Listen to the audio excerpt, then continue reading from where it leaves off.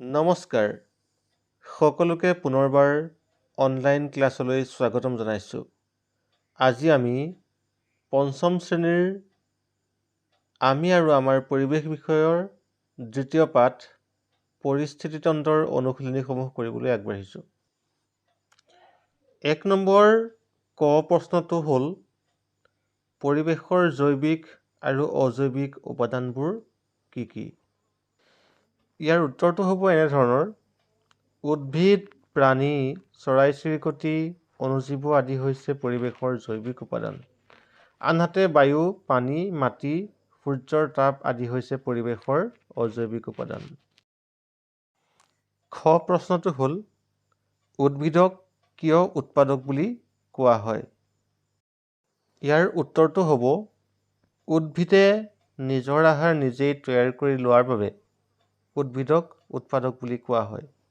গ নম্বৰ প্ৰশ্নটো হ'ল উপভোক্তা কেই প্ৰকাৰৰ আৰু কি কি? ইয়াৰ উত্তৰটো হ'ব উপভোক্তা ৩ প্ৰকাৰৰ: প্ৰাথমিক উপভোক্তা, গৌণ উপভোক্তা বা দ্বিতীয় শ্ৰেণীৰ উপভোক্তা আৰু তৃতীয় শ্ৰেণীৰ উপভোক্তা। ঘ নম্বৰ প্ৰশ্নটো হ'ল বিয়োজকে আমাক কেনেদৰে সহায় কৰে? ইয়াৰ উত্তৰটো হ'ব বিয়োজকে উদ্ভিদ আৰু প্ৰাণীৰ দেহৰ অংশসমূহৰ বিয়োজন ঘটাই, অৰ্থাৎ ক্ষুদ্ৰ ক্ষুদ্ৰ অংশলৈ পৰিণত কৰি গেলি পচি যোৱাত সহায় কৰে। ঙ নম্বৰ প্ৰশ্নটো হ'ল ৩টা পৰিস্থিতিতন্ত্ৰৰ নাম লিখা। ইয়াৰ উত্তৰটো হ'ব ঘাঁহনি, পুখুৰী, অৰণ্য আদি পৰিস্থিতিতন্ত্ৰ। ২ নম্বৰ প্ৰশ্ন খালী ঠাই পূৰ কৰা। ক নম্বৰটো হৈছে শামুক হ'ল ড্ৰেছ উপভোক্তা।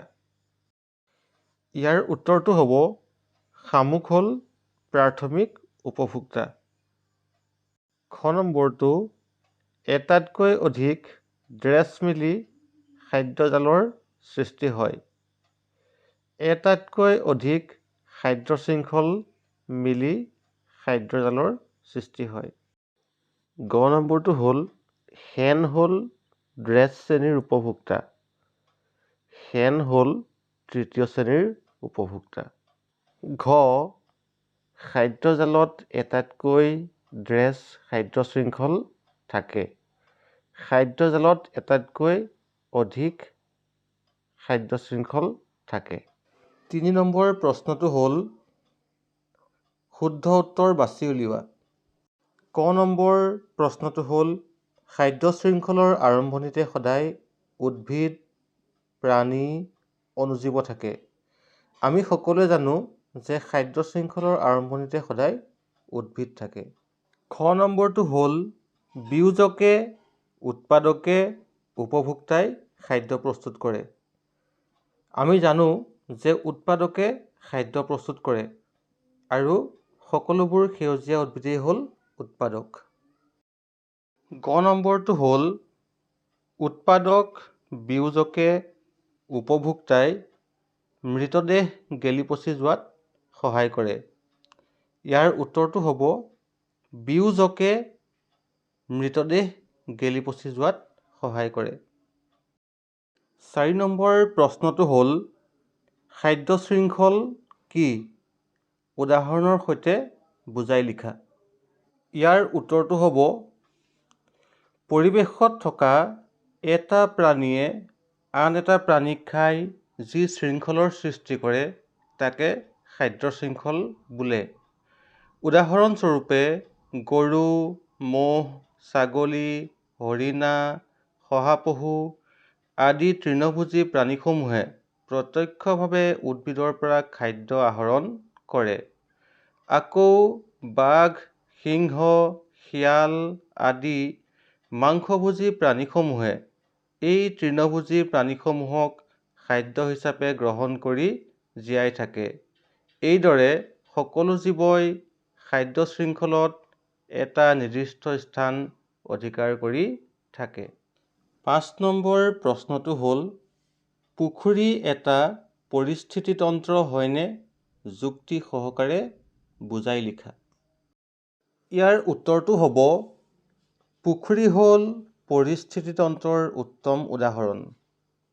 পুখুৰীত থকা জলজ উদ্ভিদ যেনে শেলাই, মেটেকা, ভেঁট, পানীত গজা ঘাঁহ আদিয়ে সূৰ্যৰ পোহৰত খাদ্য উৎপাদন কৰে। এই উদ্ভিদবোৰক পুখুৰীত থকা প্ৰাথমিক উপভোক্তা যেনে কীট-পতংগ, সৰু মাছ, শামুক আদিয়ে আহাৰ হিচাপে গ্ৰহণ কৰে। এই প্ৰাথমিক উপভোক্তাসমূহক দ্বিতীয় শ্ৰেণীৰ উপভোক্তা যেনে ডাঙৰ মাছ, ভেকুলী, কেঁকুৰা আদিয়ে খায়। ইহঁতক আকৌ তৃতীয় শ্ৰেণীৰ উপভোক্তা যেনে সাপ, বগলী, মাছৰোকা, চৰাই আদিয়ে খায়। গতিকে পুখুৰী হ'ল এটা আদৰ্শ পৰিস্থিতিতন্ত্ৰ। ৬ নম্বৰ প্ৰশ্নটো হ'ল সালোক সংশ্লেষণ বুলিলে কি বুজা? ইয়াৰ উত্তৰটো হ'ব সেউজীয়া উদ্ভিদে সূৰ্যৰ পোহৰত পাতত থকা হৰিতকণাৰ উপস্থিতিত বায়ুৰ পৰা গ্ৰহণ কৰা কাৰ্বন ডাই অক্সাইড গেছ আৰু শিপাই শুহি লোৱা পানীৰ সহায়ত নিজৰ আহাৰ নিজেই তৈয়াৰ কৰি লয়। এই প্ৰক্ৰিয়াটোকে সালোক সংশ্লেষণ বোলে। ৭ নম্বৰ প্ৰশ্নটো পাৰ্থক্য লিখা। কটো হৈছে উৎপাদক আৰু বিয়োজক। উৎপাদক আৰু বিয়োজকৰ মাজৰ পাৰ্থক্যবিলাক আমি উলিয়াব লাগে। ইয়াৰ উত্তৰটো হ'ব উৎপাদকে নিজৰ আহাৰ নিজে তৈয়াৰ কৰি লয়, আনহাতে বিয়োজকে প্ৰাণী আৰু উদ্ভিদৰ দেহৰ অংশসমূহৰ বিয়োজন ঘটাই ক্ষুদ্ৰ ক্ষুদ্ৰ অংশলৈ পৰিণত কৰি গেলি পচি যোৱাত সহায় কৰে। আকৌ সকলোবোৰ সেউজীয়া উদ্ভিদ হৈছে উৎপাদক, আনহাতে কিছুমান বেক্টেৰিয়া আৰু ভেঁকুৰ হৈছে বিয়োজক। খ নম্বৰটো হৈছে তৃণভোজী প্ৰাণী আৰু মাংসভোজী প্ৰাণীৰ মাজৰ পাৰ্থক্য উলিয়াব লাগে। তৃণভোজী প্ৰাণীসমূহে প্ৰত্যক্ষভাৱে উদ্ভিদৰ পৰা খাদ্য আহৰণ কৰে, আনহাতে মাংসভোজী প্ৰাণীসমূহে তৃণভোজী প্ৰাণীসমূহক খাদ্য হিচাপে গ্ৰহণ কৰে। গ নম্বৰটো হ'ল খাদ্য শৃংখল আৰু খাদ্যজালৰ মাজৰ পাৰ্থক্য উলিয়াব লাগে।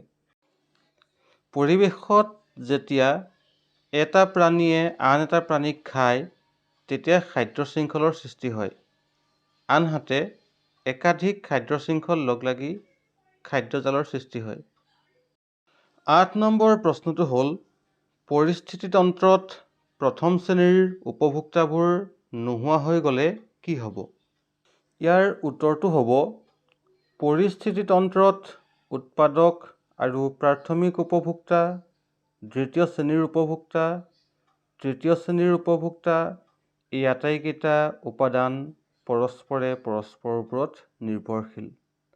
পৰিস্থিতিতন্ত্ৰত প্ৰথম শ্ৰেণীৰ উপভোক্তাবোৰ নোহোৱা হৈ গ'লে দ্বিতীয় শ্ৰেণীৰ উপভোক্তাবোৰৰ খাদ্য নোহোৱা হ'ব। তেতিয়া পৰিৱেশৰ ভাৰসাম্যতা নোহোৱা হ'ব। ৯ নম্বৰ প্ৰশ্নটো হ'ল খাদ্যজালৰ কিয় সৃষ্টি হয়? ইয়াৰ উত্তৰটো হ'ব পৰিস্থিতিতন্ত্ৰত একেটা প্ৰাণীয়ে এটাতকৈ অধিক খাদ্য শৃংখলত ভাগ লয়। এইদৰে পৰিস্থিতিতন্ত্ৰত বহুকেইটা খাদ্য শৃংখল লগ লাগি খাদ্যজালৰ সৃষ্টি হয়। ১০ নম্বৰ প্ৰশ্নটো হ'ল মাটিত পৰি থকা মৃত জীৱবোৰ কিয় গেলি পচি যায়?